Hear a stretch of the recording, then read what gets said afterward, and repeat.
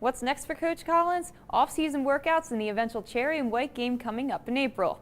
And Owl Nation fans are certainly looking forward to that first game next season when Temple takes the field against Notre Dame in South Bend. We have a stacked show for you today, from the court to the gridiron. But first, let's head down to the Lone Star State to recap some men's basketball versus conference rival Houston. Hello and welcome to the South Sports Update pregame report. He is John Ginsberg. I am Emily Milliron. We're here at Navy Marine Corps Memorial Stadium, where right behind us, Wake Forest and Temple are warming up on the field before participating in the Military Bowl this afternoon. At 16-15 on the regular season, the Owls have only one way to get to March's big dance, and that's by winning the conference tournament. One of the praises that you received when you took this coaching job was that, you want to get to know the players man to man, and you're big on social media, and you know how to engage with them on a level that they understand. Sure. How important is that for you as a head coach? Oh, yes, we do. We have football, soccer, field hockey, and even some basketball. The Owls were in full flight this past weekend, so let's jump right in.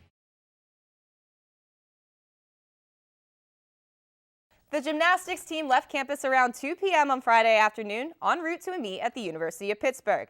The girls were hoping to beat the storm coming their way, but Mother Nature had other plans. On a good day, this is a 5-hour ride, but the girls spent 30 hours stuck in a blizzard on the Pennsylvania Turnpike before being rescued by the National Guard.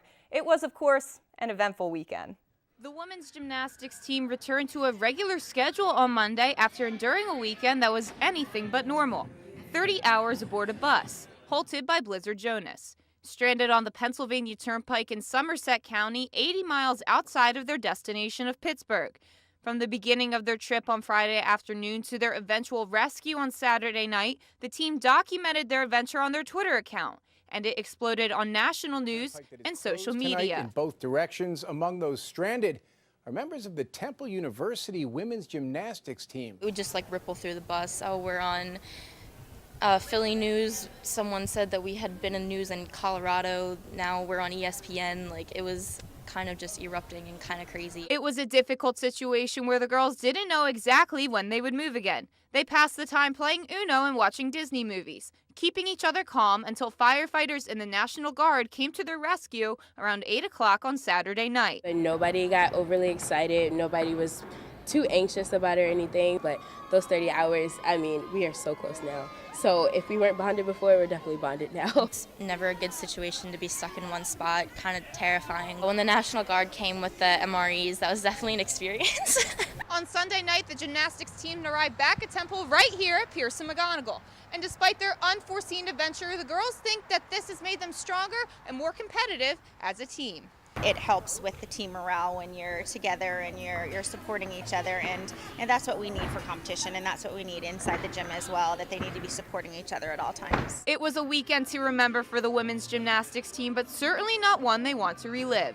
After spending 30 hours stuck in a snowstorm, the girls are more than excited to get back out on the mats and make the most of the rest of their season.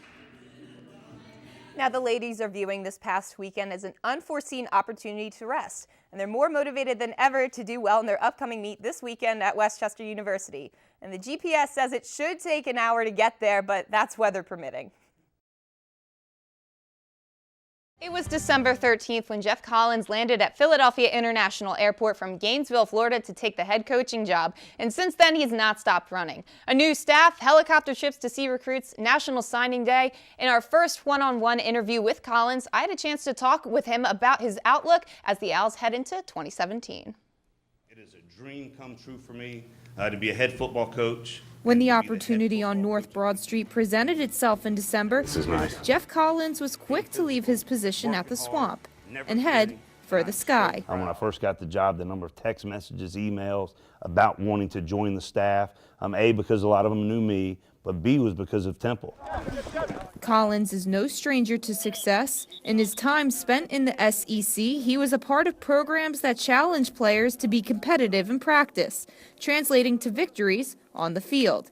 His two Florida defenses ranked 10th and 11th in scoring defense, helping fuel back-to-back SEC East Division titles, a recipe no different than his plans for Temple. This is a top 20 championship program. and just making sure that people realize that Temple is the real deal. We're here to stay. We're not just a 2-year wonder. This is a program that is fighting to be nationally recognized, and it's going to happen. Collins has family ties up north as well. His wife Jennifer went to Parsons School of Design in New York City. She loves the Northeast. She's got some style. She's got a little swag. She helps me pick out my clothes. And so a lot of the things that we do, she has a great influence. I bounce ideas off of her all the time. So it's just been perfect for me as a college football coach to have her by my side.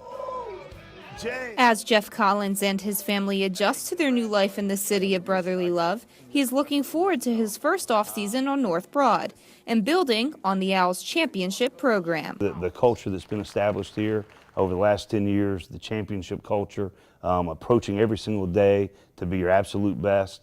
There's a standard that's been set here, and we're going to elevate that standard, whether it be on the football field, in the classroom, socially, spiritually. We're going to take our standard to the next level every single day. As recruiting comes to an end, the Owls will continue their off-season workouts before the annual Cherry and White game in April. Temple will officially open their 2017 campaign on the road against Notre Dame on Saturday, September 2nd. You can catch my full sit-down with Coach Collins on owlsportsupdate.com. Road wins are hard to come by in college hoops. Just ask the Owls. Temple was 2-7 on the road heading into their matchup with Memphis over the weekend. The Owls won the first meeting between the two teams in Philly back in late January. Temple had trouble stopping the Tigers' charge out of the gate. First up, Memphis's Jeremiah Martin maneuvers a sweet spin around Quentin Rose to sink the layup, but the Owls don't let this one slip away. They pulled out the young gun. Shiz Alston sinks this bucket from beyond the arc, and then he does it again. Happy Valentine's Day. Rose comes up big. He shuffles this pass through traffic, and Moore picks it up, takes it in for the slam. He's able to capitalize and put the Owls up late in the second half. Memphis threatening a comeback as Randall shoots a long ball to put the Tigers within 9, and the Owls fend them off. Temple comes away victorious in this one over Memphis, 74-62. As this new chapter begins, Coach Collins is inspiring his team with the single-digit tough mentality. Historically, the Owls who wear single-digit jerseys represent all of the ideals that Temple football stands for. And speaking of, check this out. This was Delvon Randall ahead of the Cherry and White game on Friday night. The senior was awarded a single-digit jersey. Avery Williams was on hand to award his old number 2 to Randall, and Randall now joins 5 other teammates wearing single digits this upcoming fall. Along with Delvon, Owls who already rep the single digits include wide receivers Ventel Bryant and Keith Kirkwood, defensive back Sean Chandler, fullback Nick Sharga, and defensive lineman Jacob Martin. With training camp just around the corner, it will be an exciting fall for the Owls.